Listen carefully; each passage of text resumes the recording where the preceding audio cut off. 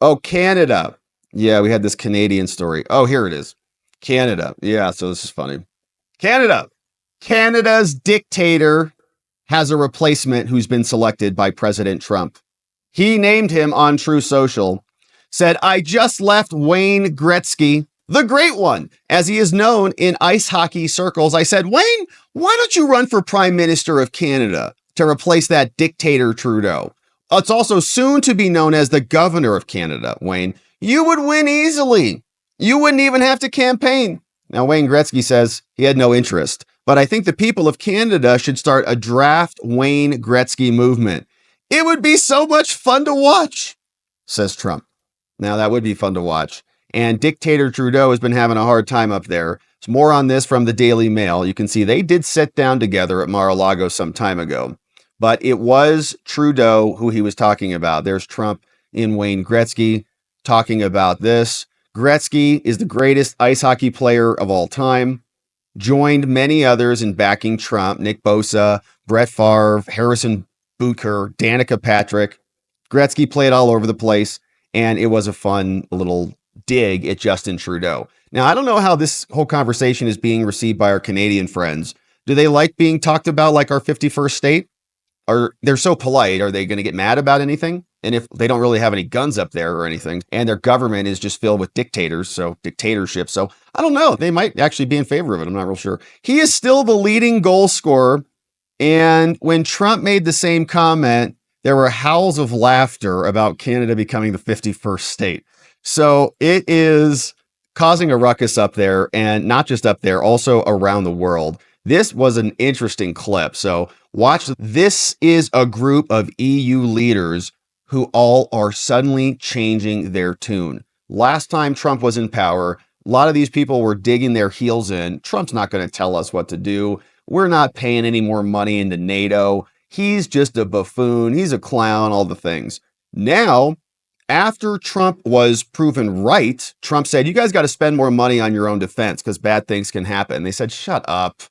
You don't know anything. Stick to your buildings and your golf, Trump. You don't know anything. Then we fast forward a few years. Russia invades. They're all like, oh, yeah, maybe it would have been a good idea to actually spend some more money on our defense. Maybe Trump was right. Now they're all figuring it out. This is what this sounds like, and this is amazing. There have been reports on Trump wanting the NATO countries to increase their defense spending to 5%. What's your thought about this? I think what we just said is obvious that European countries individually, most of us, and collectively need to strengthen our defense. And let's do that. And let's do it partly because we cannot in the long run ask for the US to be the kind of the main sponsor of European defense. No, you but can't. Also, as Kyriakos mentioned, there's the best way of cultivating the important transatlantic link is to show that we do take our own defense seriously. So it was 2018 on Trump's first period. He visited in Europe and he said, you have to spend more to defense. He was right. Yep. He was right. And I think that... Do you see her face? Maloney, look at her. She's no kidding, man. And we have seen that he has done the same again. You have to spend more. And he's right again. Yeah. If I just may add, there's one thing we know, I think, is that the 2% number is probably history. Sorry. Something just aired on my end. Sorry, I was trying to adjust the volume and something just aired. All right, hang on a second. Let me swap this setting. See if this works. Okay. Back here. We know we will need to spend more than 2%, but it will become very clear, as we've said, once we interact with the new president, what is the figure that we will agree on within NATO. What is the figure we will agree on? So they all sound like they're nervous, right? Trump was right. You can even see it in their faces. When Maloney is sitting there, Trump was right. Look at her face right there. Oh my gosh. And I don't know if she's realizing, look at that. Deer in headlights look. Oh my gosh. Things are not going to be the same anymore. So they're a little nervous. AOC's trying to figure out what her future looks like. Here is what she said when she was walking down the halls in Congress. Ocasio-Cortez, so your district is really suffering under the pressure of the border crisis. Thank you. Why are... I'm sorry, don't touch me. What are you... Punk. What? Your district is very much suffering through the border crisis. Why will you not... No, get out of my way. Excuse me, sir. Get out of my way. Dude, fucking get your hands off me. What? Relax. Stop touching me. Stop touching me. Where you going, AOC? Are you talking to the Biden administration about fixing the border? Get off of me. What is wrong with you? Thank you. I did not touch you. I have it on video. Oh man, what a great job that is, man. Just go in there and just have to play dodge AOC's goons. I'm just trying to walk up the stairs, dude. Stop touching me, for crying out loud. Just trying to ask her a question. This is it's an open building. Let me, I'm allowed to be here. So pretty hilarious. Now, Joe Manchin was also out talking about this. This came out before Christmas and it's got over 1.7 million views on this. So Manchin is exiting the Democratic Party. And here he sits in, he's just lacing into the Democrats and they're having a beer, doing a little post-mortem on how the Democratic Party has incinerated itself in recent years. What do you think about the way that this Congress is ending? I need more than this to get me through the rest of this Congress. This is be the worst performing Congress in the history of the United States of America. And it's all because the House cannot move. That one vote vacate, one person can threaten the speaker every time. And the only way you can remain speaker here is to do nothing, because you're going to make someone upset. There are very fewer and fewer people like you in the Senate. Is that? All of my colleagues would say, thank God. Yes, they would, including some in your former party. Oh, many of my former party. Do you still consider yourself a Democrat? I am not a Democrat in the form of what the Democratic Party has turned itself into. Yikes. The national brand? Absolutely not. And they know that. They're all good people on both sides. But what do you think is the reason for, you said you're not a Democrat. What caused Joe Manchin to divorce himself from the Here's Democratic what I Party? told them. I said, you ought to figure out how you lost somebody like me. I was born as a Democrat because of my grandfather's love of FDR. I was a very strong Democrat because of my family's love of John Fitzgerald Kennedy. I came through the whole iteration. And then I was a Democrat in West Virginia, and it's always been a 75, 80% plurality of Democrat, registered Democrat. But there was a split.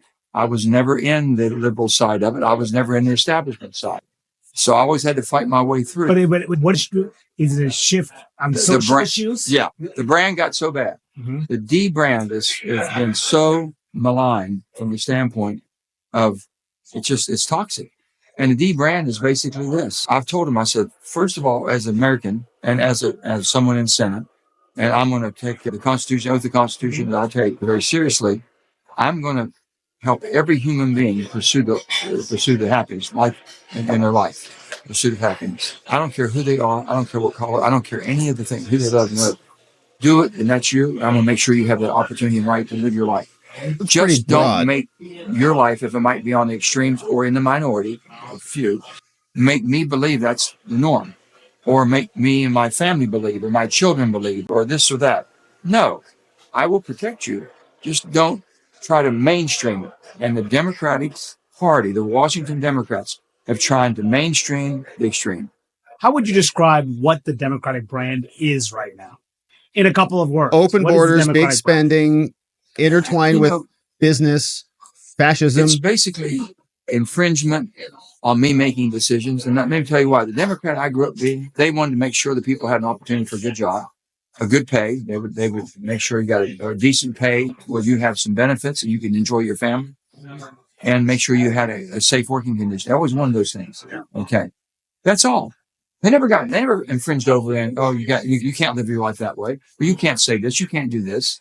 There was a fairness in it. So you think it's changed? It has changed tremendously. They have basically expanded upon thinking we wanted to protect you there, but we're going to tell you how you should live your life from that far on. That's interesting. Like they do excommunicate people. Progressive left, which was always a minority. Our way or else. The Democratic Party is perceived for more attention and more resources to people that are capable and able-bodied that won't work or don't work than those that do. Okay, this is from the incoming chair of the House Progressive Caucus. He says, if the Democratic Party was a little more like Chairwoman Jayapal and a little less than Joe Manchin, I think we would have won this election. Let them think it. They got to be nuts. For someone to say that, they've got to be completely insane. That's right.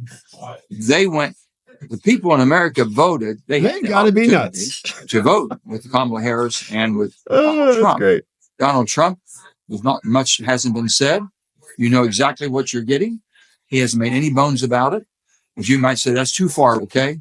If that's the case, then why did they go too far right when Kamala was trying to come back to the middle a little bit? Liz Cheney, Dick And they're Cheney. saying if Kamala would have been who she always has been, pretty far to the left, it'd have been better for her.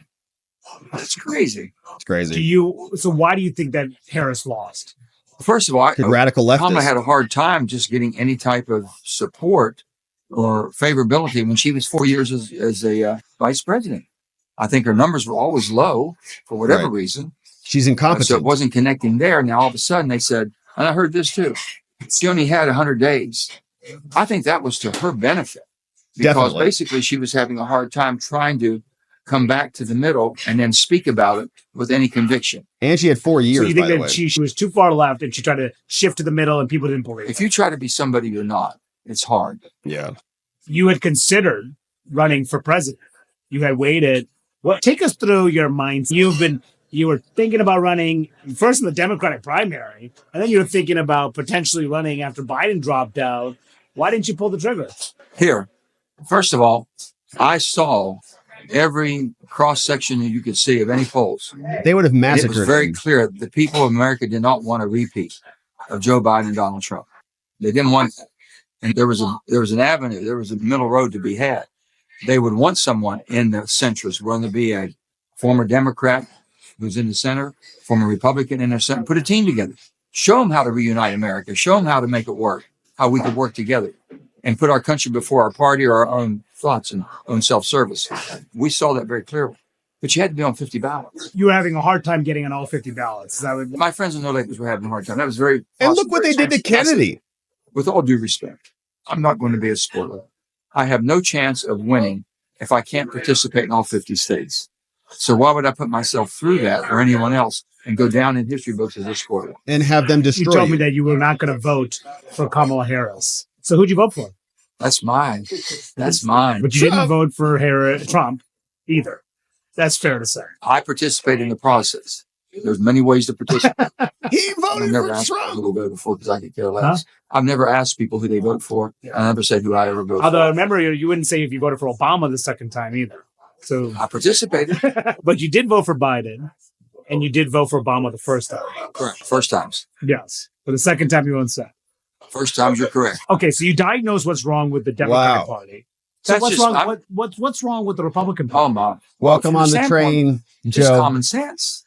Welcome Okay, aboard. Some gun sense. So you think they're too extreme on the issue of guns? They're too extreme. They're just common sense. But besides guns, what would you say the problem is with the GOP? I'm just saying Spending right now, on war? the GOP has gone they haven't taken serious the debt. And they've always been debt That's concerned. true. They That's haven't true. taken debt. No one's even talked about it. I remember you told me that you thought Trump was a threat to democracy at one point. You were very concerned. January 6th was a bridge too far for me. And I think they all know that. But I got along fine with him. We still get along. We're friendly. You were in the box this weekend in the Army Navy game. It What's wasn't that I up? was invited, but I wasn't thrown out. Imagine. You weren't invited? No, I mean, they were just very cordial. Uh-huh. I was up in that area and it's very close to that box.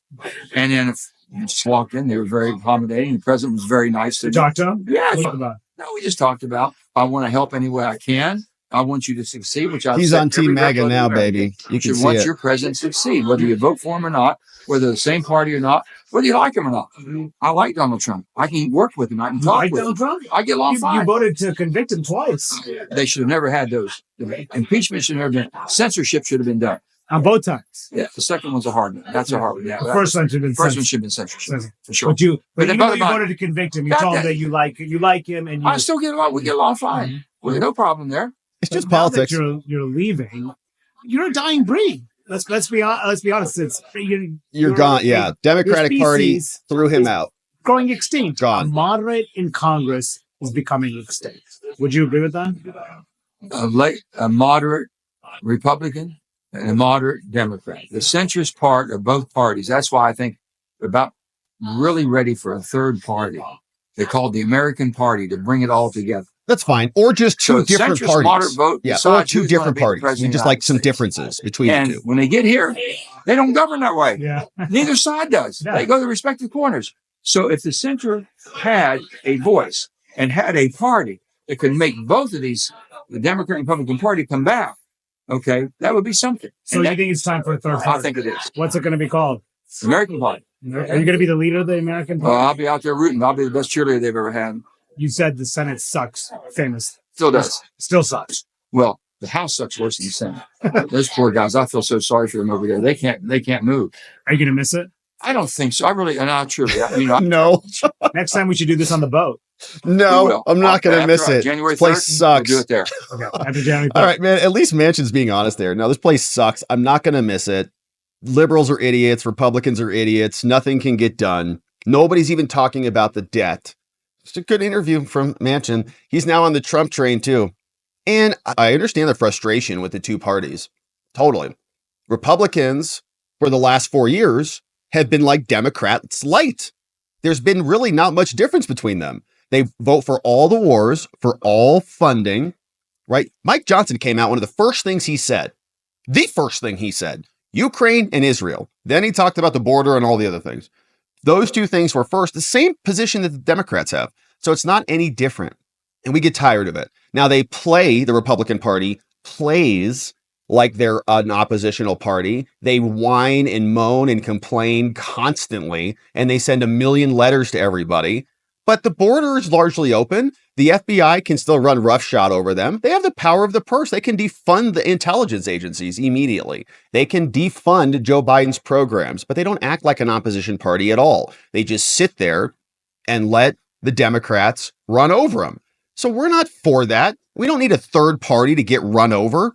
We don't want any of that. So how about Trump and MAGA takes over the Republican Party? It becomes a strong party that actually delivers results, and everybody can join our party. Don't need to go have a third party.